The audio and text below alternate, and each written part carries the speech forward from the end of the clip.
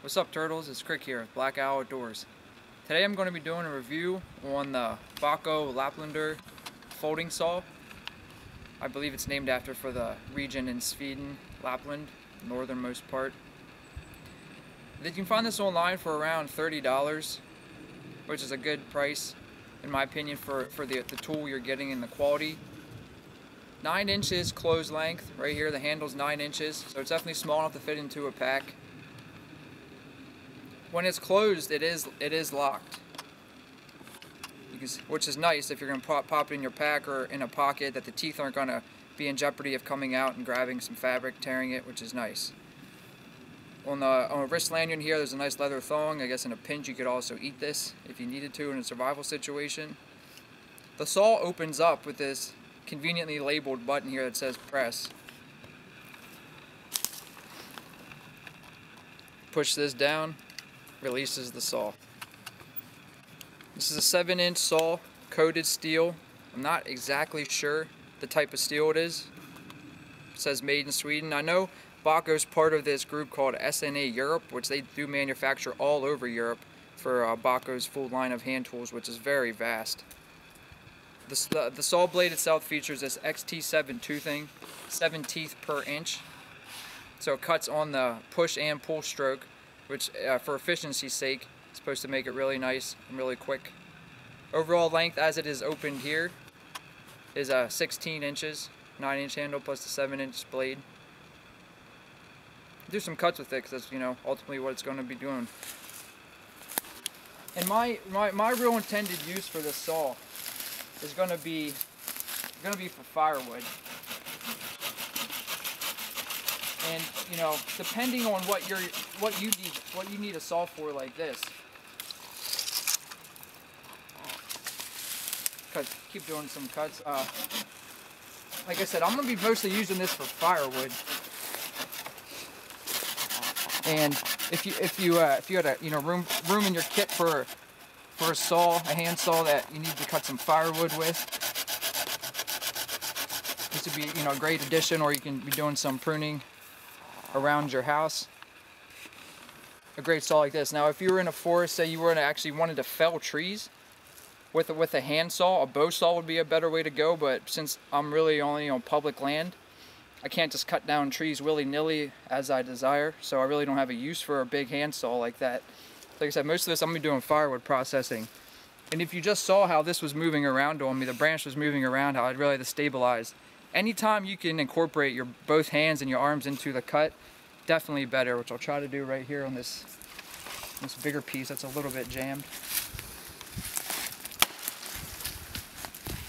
For the sake of balance, using both hands, keep your body balanced. Much easier on me. The amount of energy I'm expending, it's balanced. Both my hands, my arms are in the motion. A little bit of bind.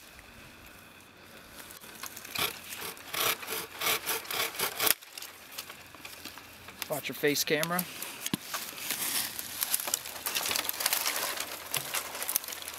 Really cut nice, really cut nice. I'll do another one down here. Take this guy off this tree. Use 2 hands again, and I'm really big into the idea of keeping the body balanced. And I'm naturally right-handed. So there'll be times where I just will stop and force myself to use my left hand to try to gain some extra coordination in my off-weak side of my body. But when I can use both hands like this, I'm incorporating my left hand, and I like doing this press much better. It's really cutting light work. I'm not even barely putting a lot of pressure or energy into these cuts. It's really sharp. I really like it. I'll try to do. This might be right at its max diameter-wise, but I'll try going at this right here and keep talking about the saw. And as cutting tools go, if you wanted to carry something like this in a backcountry setting, this as a saw inherently is much safer than a swinging tool as opposed to an axe or a hatchet. Not taking anything away from either of those tools, but for safety purposes, this is much safer. And you know, if I want to do this with an axe or a hatchet, it only would take a brief second lapse in my concentration. I can end up with, you know, a blade in my shin or worse. So I'm a really big fan of saws when I don't need to use a swinging tool. I really prefer using saws.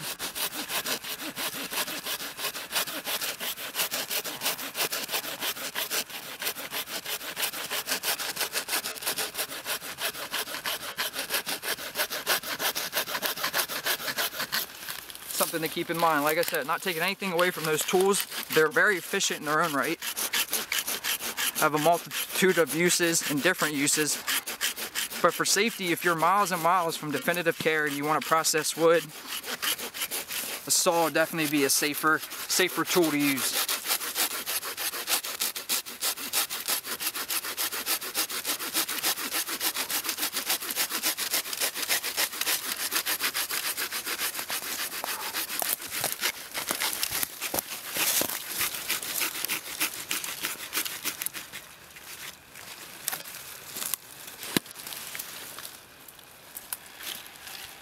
I'm trying to break this off.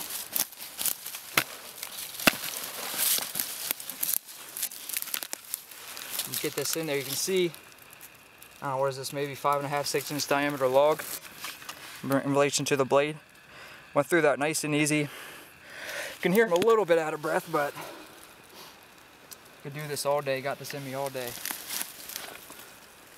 Smeared off the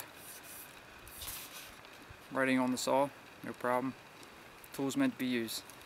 This is Crick signing out with Black Outdoors. Later, turtles.